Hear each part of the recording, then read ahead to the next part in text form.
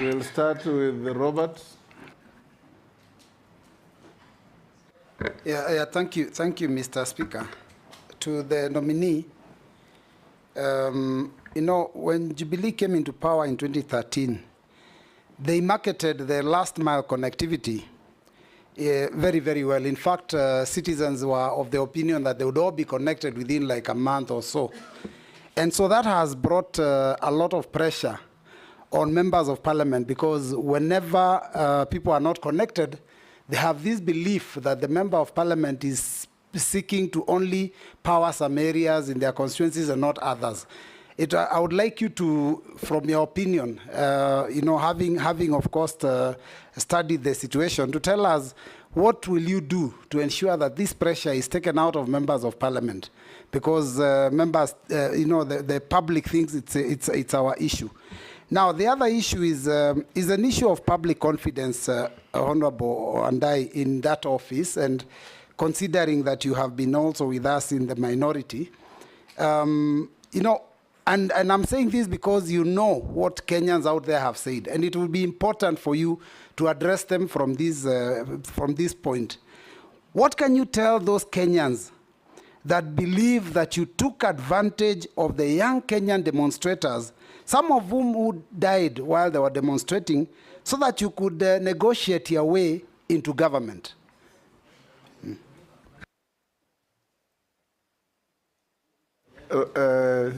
Owen? Thank you very much. After that boom from your former deputy, I want you, from your former deputy, I just want you to focus on cost of power, Honorable Wandayi. Order, Bossing? Yeah? It has expired. Yeah, I would like to get full attention.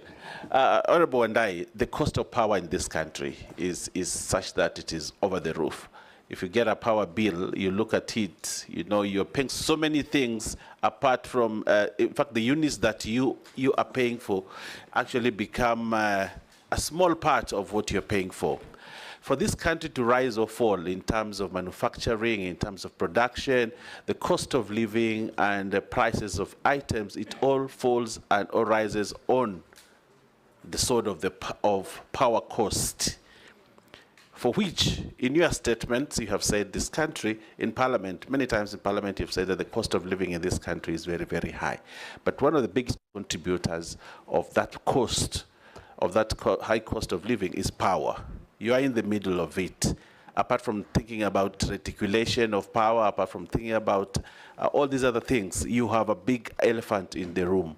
How do you bring the cost of power in this country to reduce the cost of life and also to increase manufacturing, industrialization, and all those other things? Thank you, Honorable Wandayi. Rugara? Thank you. Thank you very much, Mr. Speaker. Nominee, the ministry you are just about to take over, if this committee and the House approves you, is one of the key ministries in the country, akin to roads, water, and every Kenyan is looking upon you to be connected to electricity. And there are not two options to it. Even before I ask you the question, it's good to know that there are historical injustices in terms of power supply in the country, such that, take the case of the year 2017, the Raka constituency was at 9.5% connectivity to the national grid. At the same time, Gatundu South constituency was at 100%. These are all equal Kenyans. There really should not be that disparity. Number two, we have schools. Schools where electricity is just but mandatory. Yet, those areas are not connected to the national grid, and the children are supposed to compete competitively in national exams, which are standard. My question to you is, would you be subscribing to a form of affirmative action in terms of electricity supply to constituencies which have lagged behind And it's just not Tharaka. You go to Mwingi North, you go to Mbalambala, which is also my neighbor, Bere North, Bere South. These actually have been discriminated against. And therefore, would you be prepared to take affirmative action in respect of those constituencies? Thank you, Mr. Speaker. To Honorable Opiyo Wandayi, the nominee. My colleagues have talked about electricity, you have talked about the transformers. Do you see we need to move away from oil-based transformers, because every other day you will hear people removing the oil from the transformers, and we have got transformers which do not work sometimes, or we have got a shortage of transformers. So do you see, will you do research? Because I've done, if you go to the Western world, you do not see any transformer, and I know you've been there. So you do not see transformers there. Do you think we can have KPLC having a company where it will be having fiber optic? I know they are doing it right now, but because of the ICT of this government, to deliver fiber optic to each and every place, because it's a vast network, as you have spoken about it. The last one is about the Kenya Pipeline Refinery. Your predecessor, if you are confirmed, who was here, Davis Chirchir, he said they were looking at it once the oil, which Honorable Posing has talked about, the Tullow oil and all that, once it's done. But I believe if that refinery was there, we could even get cheaper fuel and refine it the way it used to be. So do you think it is possible under your watch if you are confirmed? Thank you. Okay, thank you very much, Honorables. You can answer those. Honorable Speaker. Yes, indeed it is true. That is with respect to Honorable Mbui's question, that members of parliament are facing serious pressure from the public on the matter of last mile connectivity in the respective constituencies. Because again, it has been taken for granted that this is the work of the MPs, okay? Which they have been doing, of course, very diligently in collaboration with the REREC. Honorable Speaker, what we need to do, in my view, is to properly resource REREC. Properly resource REREC as we work on the efficiencies for this rural electrification to be fast-tracked. As we speak, the data I have is that we are at about 76% penetration. That, of course, is theoretical. Because, you know, in some areas, it's as low as 10%, while in others, it is over 100%. Yes. So I'm very much alive to that fact. In fact, we need also to bring on board counties, county governments. Honorable Speaker, under Schedule 4 of the Constitution, the counties have got a role also in energy, more so in street lights. Okay? What has happened in the past is that REREC has been able to build street lights, which street lights go off soon after they are commissioned for lack of payment of bills and maintenance, which they presume is the mandate of the counties, Honorable Speaker. So my view, this state of affairs is not tenable. We must make a decision, and I'll be coming back to Parliament. Okay? We must make a decision as to whether to empower REREC fully, to be able to be in charge of this street lighting, up to including payment of bills. But more importantly, if we can now move away from the grid, national grid, and establish solar street lights, okay, which will be easy to manage in the long term. That's a discussion we must have urgently, because these are important facilities. Honorable Speaker, on the matter of public confidence, as raised by Honorable Mbui, you know, Honorable Speaker, I am very clear in my mind, extremely clear, because I've been on this space for quite some time. The Gen Zs, or the youth, we are not raising any different issues from the issues you and I, Honorable MBUI, have raised over the years. They could have had a different style, okay? But the issues they were raising were pertinent issues, which you all agree must be dealt with, okay? And therefore, it is not proper to say that we have taken advantage of the Gen Z's clamor to get into government. First and foremost, Honorable Speaker, I never applied to join the executive, but I was pleasantly surprised and felt greatly honored that my name was recommended. And His Excellency the President went ahead to nominate me. You know the facts. Just answer the questions. So, Honorable Speaker,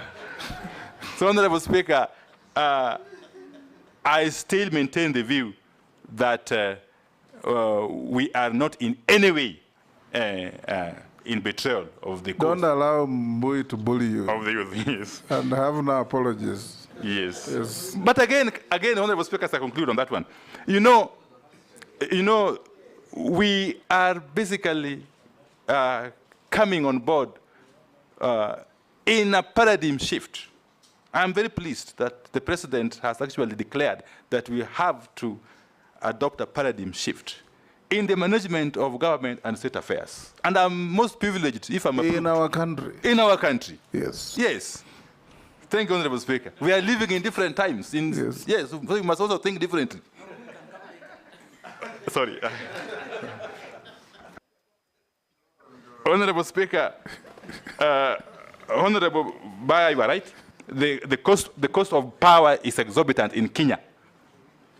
Even if you compare ourselves to our neighboring countries, especially Ethiopia and even Uganda, really. But part of the reason why our cost of power is too high, is the exorbitant amount of commercial and technical losses that Kenya Power, especially in cars. Kenya Power loses up to 23% of the power it buys from the generators. Okay? In other words, it doesn't sell. Almost 23% of the power it buys from the generators. Inefficiency and recklessness. Yes, there are many factors. You must assure the country that this will stop.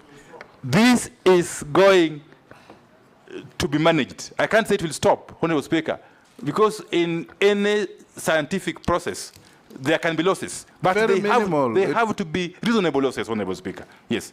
So we are going to work closely with the KPLC, and I'm happy, Honorable Speaker, by the work the KPLC management is doing currently. As a matter of fact, I'm privy to the information that they have done some turnaround. I'm not allowed by the rules of the CMA to get into details. But they have done some turnaround, and they may post some good figures in the coming... Don't be prejudiced by briefs you have received. You'll get there and learn. Thank you, Honorable Speaker. I'm just being optimistic. Yes. And giving the country hope. To borrow your words. Yes. Okay. Continue. Honorable Speaker, let me dash to the question, by Honorable Dawood. Murugara. Murugara first. Murugara, yes. Honorable Speaker, it is true, there have been historical injustices. Okay? And we must work together in terms of addressing these injustices or these imbalances. We must correct them. That's systematically. But I must also throw a challenge to my colleagues in the National Assembly, because I'm aware that this lopsided allocation of resources, especially on energy and electricity, is also coming from us in Parliament at the budget time. The agencies, the ministries, are receiving printed estimates with figures which they cannot change, they can't touch, which figures are scary, Honorable Speaker. You find one constituency being allocated upwards of 400 million Kenya shillings, while another one is getting a paltry 10 million Kenya shillings in the same financial year. So we must also actually do some introspection as a house to help us in the ministry, if and when I am approved, to deal with this issue. You know, once you bring printed estimates, the ministry, the agencies have got no leg room. They have no room to maneuver. Okay? So these imbalances, these injustices may continue as we watch, Honorable Speaker. There is also the issue of solars for schools. There is currently a very robust project being undertaken by REREC, the solar for schools. We want to follow through this project to ensure that at least every school in this country is able to benefit. Point of order. No. Point of order. George? Point of order. Solar has been tried from time immemorial. It works only for 1 month, 2 months, it just dies. And those schools will remain in the books of KPLC or whoever that they are connected through solar when actually it is not working. So it doesn't make sense whatsoever for Kenya Power or for RELEC to introduce or to go back to that solar business. Let us get connection to the national grid so that we also assured of constant electricity supply. Point of order, Chairman, on the same. Yes. And you know, this was done mostly from the regions I come from.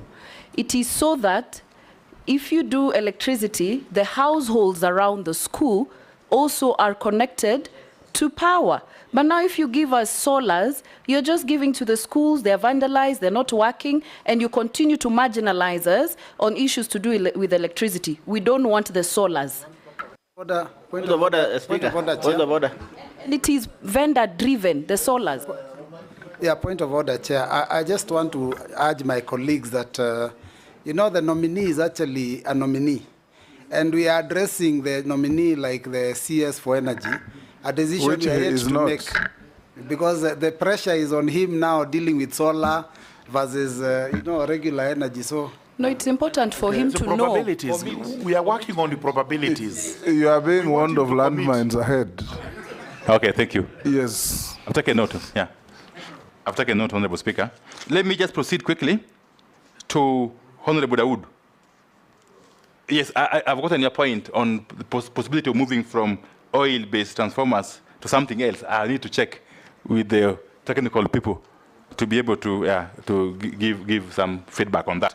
Honorable Speaker, there's an issue raised, the Honorable Dawood raised, on the Kenya oil refinery. Did you mean refinery or the Kenya pipeline? Oil refinery with the pipe. Yes. You know, I am aware that the Kenya oil refinery has, or is in the process of being acquired by the Kenya Pipeline Company. I will need to get into the details as to the rationale behind this.